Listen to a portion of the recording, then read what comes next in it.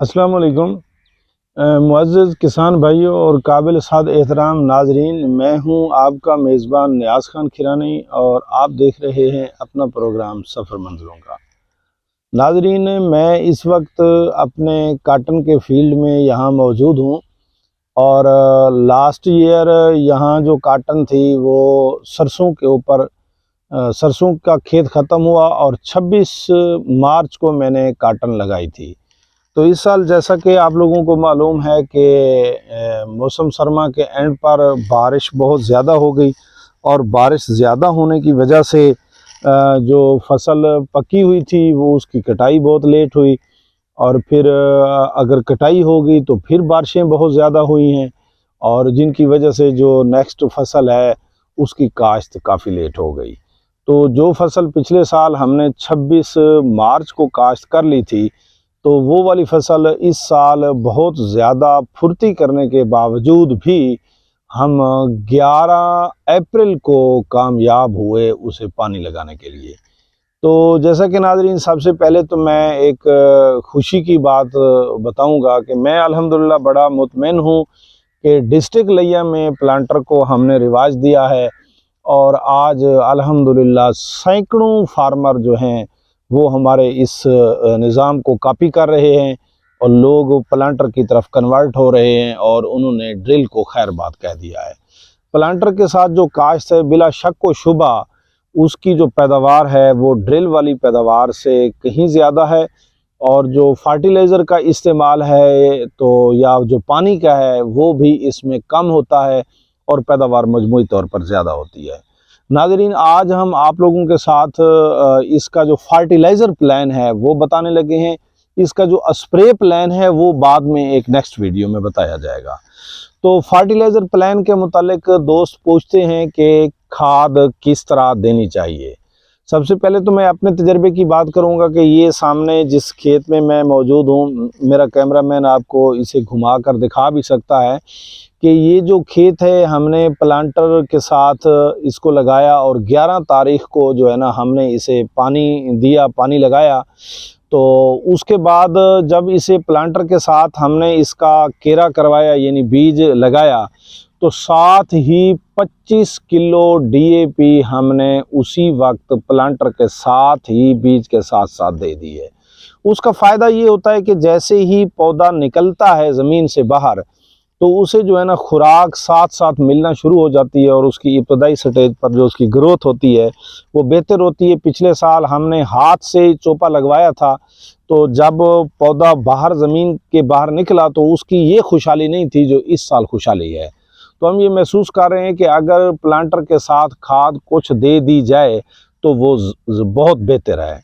नाज़रीन, जो टोटल तौर पर खाद कितनी इस्तेमाल करनी चाहिए ये सारा हम एकड़ के हिसाब से बताते हैं कि 1 एकड़ के हिसाब से टोटल एकड़ में खाद कितनी इस्तेमाल होनी चाहिए, कौन सी खाद कितनी इस्तेमाल होनी चाहिए, ये सारी बातें हम आप लोगों के साथ शेयर करने लगे हैं। तो टोटल खाद का जहाँ तक ताल्लुक़ है तो 2 बोरी डीएपी इसमें लाजमी इस्तेमाल करनी चाहिए क्योंकि लंबी फसल है, 8 से 9 माह इसने ले लेने हैं। तो 2 बोरी डीएपी इसे देनी होगी और 2 बोरी डीएपी के साथ साथ 4 बोरी अमोनियम नाइट्रेट जिसे आप लोग गवारा खाद भी कहते हैं और उसके साथ साथ 25 किलो से लेकर 50 किलो एसओपी इस्तेमाल करनी है। ये हम आपको फ़र्क भी बताएंगे कि ये हम 25 से 50 क्यों बता रहे हैं। इसी तरीके से 8 किलो ह्यूमिक एसिड से लेकर आपने 16 किलो ह्यूमिक एसिड इस्तेमाल करना है। अगर क्रिस्टल फॉर्म में नहीं मिलेगा तो फिर हम उसे उस लिक्विड फॉर्म में जो मिलेगा उसको इस्तेमाल करेंगे। और 3 किलो आप लोगों को कम अज़ कम जो है ना जिंक, वो 27% वाली जो जिंक है वो इस्तेमाल करनी चाहिए। और इसके साथ नाजरीन आप लोगों को कम अज़ कम 4 किलो सल्फ़र भी इस्तेमाल करना चाहिए और 3 किलो बोरान भी इस्तेमाल करनी चाहिए। एक बार फिर मैं आप लोगों को गिनवा देता हूं कि आप लोगों की 2 बोरी डीएपी की हो गई, 4 बोरी आप लोगों की अमोनियम नाइट्रेट यानी गवारा खाद की हो गई, 25 से 50 किलो आप लोगों की एसओपी हो गई 8 से 16 किलो आप लोगों का ह्यूमिक एसिड हो गया। और इसी तरीके के साथ इसके साथ 3 किलो आप लोगों के पास जिंक 27% वाली हो गई। और इसके साथ ही आप लोग जो है ना 3 किलो बोरान का इस्तेमाल करेंगे। अब ये जो सारी खाद है ये ज़रूरत के मुताबिक आपने इस्तेमाल करनी है। ये जो टोटल क्वांटिटी है ये हमने आपको बता दी है। फिर आगे इसके मुख्तलिफ़ किस्म के कम्बिनेशन मिलाएंगे, यानी कि हमने सल्फ़र को और फास्फोरस को इकट्ठे देना है, या हमने यूरिया को और जिंक को, या किस चीज़ को हमने इकट्ठे देना है। तो नाज़रीन यहाँ एक बात और भी बड़ी काबिल ज़िक्र है, जैसा कि मैंने 4 बोरी अमोनियम नाइट्रेट की आप लोगों को बताई है। ये रकबे को देखना पड़ेगा। अगर रकबे आपके मैरा किस्म के हैं या थोड़ा पका रकबा है तो किसी सूरत भी मैं आपसे नहीं कहूँगा कि आप लोग यूरिया का इस्तेमाल करो, आपको गवारा ही इस्तेमाल करनी चाहिए।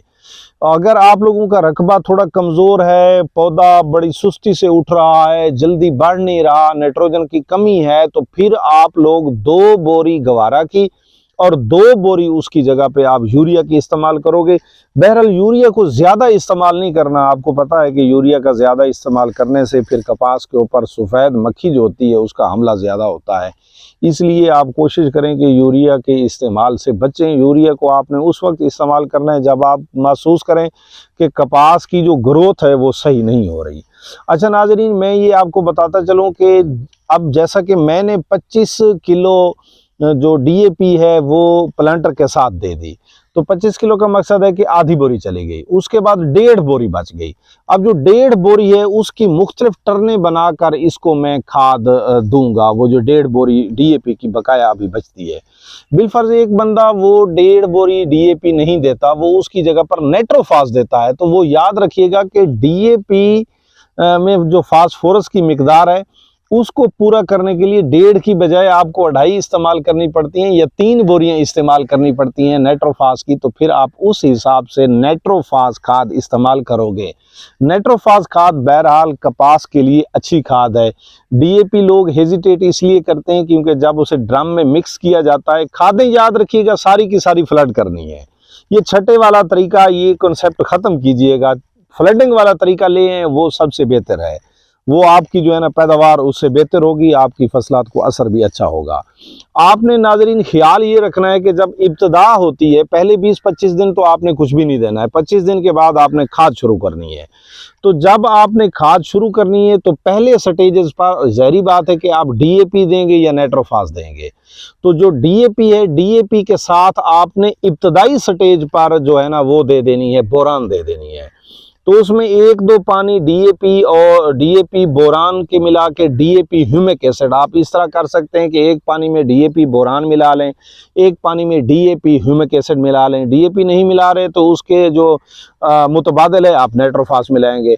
फिर ये 2 पानी देने के बाद, ये अभी आप इब्तदा में फिर रहे हैं, ये 2 पानी देने के बाद फिर आप इस तरह करेंगे। ये पानी में 25 दिन के बाद वाले गिन रहा हूं। पहले 25 दिन में तो आपको 1 पानी देना पड़ा या 2 पानी देने पड़े, वो उगा के लिए, पौधे के पाँव जमाने के लिए वो हैं, उसमें कोई खाद नहीं इस्तेमाल करनी। अगर आपने इस्तेमाल की है तो वो बिजाई के वक्त आपकी इस्तेमाल हो गई है। आपने 1 पानी में डीएपी जमा बोरान कर ली, 1 पानी में डीएपी जमा आप लोगों ने ह्यूमिक एसिड कर लिया है। उसके बाद आप 15 दिनों का वक्फा देंगे। याद रखिएगा मेरी बात को, खाद देने में 15 दिनों का वक्फा देंगे। 15 दिन के बाद आप जिंक को यानी इब्तदाई स्टेजेस में आपने दे देना है। इन 45 दिन के पीछे पीछे आपने जिंक को दे देना है, क्योंकि जिंक ने आपके पौधे की जड़ें मजबूत करनी है। जिंक ने आपके पौधे के झाड़ बनाने में बड़ा अहम किरदार अदा करना है। जिंक पौधे की बड़ी अहम ज़रूरत होती है। तो फिर आपने ये 2 पानी जो मैंने बताए, इसके बाद जब फिर और आप तीसरा पानी दोगे तो उसमें गवारा खाद, अमोनियम नाइट्रेट, या अगर आपकी वो बढ़ोतरी सही नहीं हो रही, आप समझते हो कि स्लो हो रही है, तो फिर यूरिया जमा आप लोग जिंक, या गवारा जमा जिंक, या यूरिया जमा जिंक। फिर जब आपने जिंक दे दी है तो उसके 15 दिन बाद, जैसे मैंने पहले बताया कि आपने डीएपी के बाद 15 दिन वक्फा करना है, इसी तरह जब आपने जिंक दे दी तो उसके भी 15 दिन तक आप लोग इंतजार करोगे। अच्छा, जिंक किस तरह की होगी? जिंक अमूमी तौर पर जो अच्छी जिंक मिलती है वो आपको क्रिस्टल फॉर्म में मिलती है। वो जो क्रिस्टल फॉर्म में मिलती है यानी दानेदार शक्ल में वो जिंक मिलती है, तो उसका आप लोगों को केरा करना पड़ेगा। याद रखिएगा, जिंक आपकी ड्रम के अंदर वो जो है ना वो सॉल्व नहीं होगी। जिंक को आपने खेलियों के अंदर केरा कर देना है।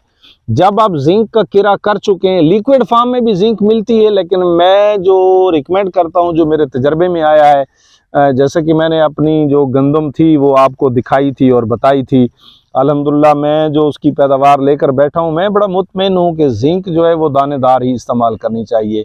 वो उस फ्लडिंग वाली से ज़्यादा बेहतर वही दानेदार है। मज़ीद आप लोगों का भी तजर्बा है और भी आप माहिरीन से सुनते रहते हैं। तो वो जिंक देने के बाद अब मज़ीद ऊपर वाले पानी बच गए हैं, तो आप देख लें कि कितनी आपने डीएपी पीछे दे दी, कितनी आपकी बाकी रहती है और कितनी गवारा आप पहले दे चुके और कितनी गवारा आपकी बाद में रहती है।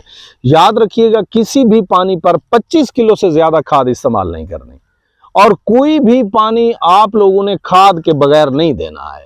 मिकदार मैंने टोटल एसओपी की, ह्यूमिक एसिड की, बोरान की, ये सारी चीज़ों की बता दी है। और साथ में बताता चलो, मैंने बताया था कि जो एसओपी है वो 25 किलो से 50 किलो इस्तेमाल कर रही है। वो क्यों इस्तेमाल कर रही है? 25 किलो अगर इस्तेमाल करोगे तो क्रिस्टल फार्म वाले इस्तेमाल करोगे, वो सारी की सारी हल हो जाती है, वो पौधे को सारी की सारी लग जाती है। ठीक है, अगर आप दानेदार एसओपी इस्तेमाल करोगे तो याद रखिएगा, दानेदार एसओपी फिर आपकी हल नहीं होती, वो आपने खेलियों में केरा करना है, वो आपको 50 किलो इस्तेमाल करनी पड़ेगी। जब आप लोग दानेदार इस्तेमाल कर रहे हो तो उसको 12-12 किलो की 4 टर्नें बना लोगे, 4 दफ़ा उसका केरा कर दोगे। जब आप लोग क्रिस्टल फार्म वाली एसओपी इस्तेमाल कर रहे हैं तो वो पानी के अंदर हल हो जाती है, तो उसे आप लोग अगर 8-8 किलो के ऊपर तकसीम करो तो 3 टर्नें उसकी बनती हैं। 3 दफ़ा में तकसीम करके उसको दिया जाता है। एसओपी याद रखनी है कि आपने 50 दिन के बाद अगर आप शुरू करेंगे तो आपके वो नताइज अच्छे होंगे, क्योंकि 50 दिन, 55 दिन, 60 दिन में अमूमी तौर पर हमने देखा है, प्रैक्टिस में आया है कि कपास जो है ना टिंडा लेना शुरू कर देती है। एसओपी का इस्तेमाल लाजमी करना है। मैंने 25 किलो बताई क्रिस्टल फार्म वाली, अगर आपको अल्लाह ताला तौफीक इससे ज़्यादा देता है तो वो आपने लाजमी इस्तेमाल करनी है। उससे आपके टिंडे का साइज़ बड़ा होगा, बिनोला अच्छा बनेगा, उसमें पत्ते में भी शाइन आ जाएगी और आपकी पैदावार बेहतर होगी। साथ मैंने पीछे आप लोगों को ह्यूमिक एसिड बताया, उससे भी 8 से 16 लीटर मैंने आपको बताया, 8 से 16 किलो मैंने बताया। ये देने का फ़ायदा ये होगा, जब आप डीएपी के साथ इसे मिक्स करके फ्लड करोगे तो ये जाकर आपकी ज़मीन को इस तरह बना देगा कि अगर ज़मीन आपकी ज़्यादा पानी पीती है तो आपकी बार वो ज़्यादा पानी नहीं पिएगी और वो जो है ना आपके पानी को ठहराव देगा, रोकेगा, आपका पानी का खर्चा कम करेगा। साथ मैंने सल्फ़र की बात की, तो सल्फ़र आप डीएपी के साथ भी मिक्स करके दे सकते हैं और उसके साथ भी आप मिक्स करके दे सकते हैं, अमोनियम नाइट्रेट के साथ, यूरिया के साथ भी उसे मिक्स करके दे सकते हैं। इस तरह सल्फ़र देने से भी आपके पौधे को बहुत ज़्यादा फ़ायदा मिलता है, पौधा सेहतमंद भी होता है और फंगस का भी बेहतरीन इलाज है। ज़मीन में छोटे मोटे और मसाइल होते हैं, उनके लिए भी फंगस एक इलाज भी है और एक खाद भी है। और फंगस जो है ना, जो बांड्स में हमारी आ जाती है, खाद फिक्स हो जाती है जिसको पौधा इस्तेमाल नहीं कर पाता है, तो उसके बांड्स भी जाकर तोड़ती है और उससे फिर सही तरीके से पौधा हासिल कर सकता है। नाज़रीन, मुकम्मल तौर पर खाद का जो प्लान था, अब इसकी तरतीब वो हम चूँकि इसलिए सही नहीं बता सकते क्योंकि कुछ लोगों को पानी 10 दिन के बाद देना पड़ता है, कुछ को 15 दिन के बाद देना पड़ता है। तो जिनको पानी ज़्यादा जल्दी देना पड़ता है वो 25 किलो की बजाय 18 किलो, 15 किलो खाद का मिक्सअप करेंगे दूसरी चीज़ के साथ, ह्यूमिक एसिड और एसओपी के साथ। जिनका पानी ज़रा ज़्यादा दिनों से जाता है तो ज़ाहिरी बात है कि वो खाद 15 किलो की बजाय, खाद की टोटल मिकदार तो पूरी करनी है ना, वो फिर 15 किलो की बजाय 20 किलो या 25 किलो पे चले जाएंगे। और फिर खाद जो है ना वो ज़रूरत के मुताबिक आपने देनी है, टोटल क्वांटिटी यही रखनी है जो हमने आपको बताई है। मज़ीद आपने पौधे की शक्ल शुबात, उसके फूल, उसके टिंडों को देखना है। जहाँ जिस स्टेप पर जौन सी खाद की ज़रूरत होगी, जहाँ झाड़ बनाने की ज़रूरत होगी तो झाड़ के लिए खाद देंगे, जहाँ जो है ना उसके फूल फल के लिए ज़रूरत होगी तो फिर उस तरह का उसका कम्बिनेशन बनाएंगे। नाज़रीन, उम्मीद है कि ये हमारी जो कोशिश है, काविश है, ये आपको पसंद आएगी इंशाअल्लाह ताला। जैसे फसलात ये काटन की आगे बढ़ती चलेगी, इसी तरह तिल्ली की या दूसरी भी सारी चीज़ें जो हैं जैसे जैसे बढ़ती चलेंगी, हम इंशाअल्लाह ताला आप लोगों को स्टेप वाइज अपना जो हमारे पास तजर्बा है वो ज़रूर हम आपके साथ शेयर करते रहेंगे इंशाअल्लाह ताला। नेक्स्ट वीडियो और नेक्स्ट बात तक हमें दीजिएगा इजाज़त। अस्सलाम वालेकुम।